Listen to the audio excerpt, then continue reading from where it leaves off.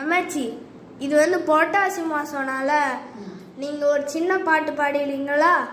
Okay. இது புரட்டாசி மாதம்னால இது பெருமாள் பத்தி ஒரு பாட்டு பாடுறேன்.